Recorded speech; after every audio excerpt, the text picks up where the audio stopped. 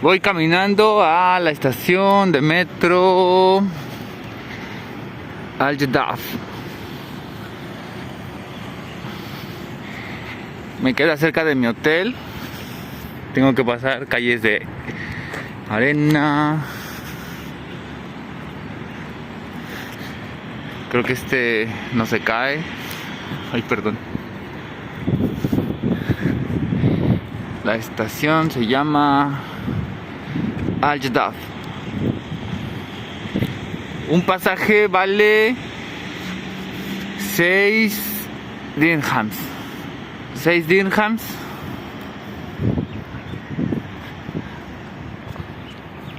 Está muy bonito la estación por fuera.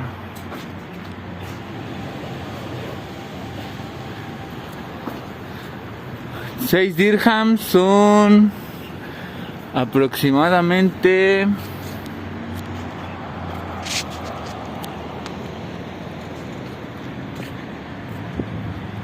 mis cuentas me salen 38 pesos.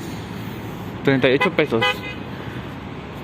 Tienes que comprar un ticket que lo enseñas en la entrada y lo tienes que presentar en la salida. Algo así como el suburbano. O también puedes comprar un pase por todo el día hasta las 12 o'clock p.m.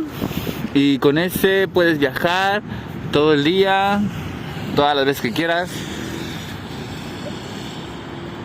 Y la tarjeta vale 20 dirhams, que son como 110 pesos. Y el pasaje va incluido, creo que en la tarjeta.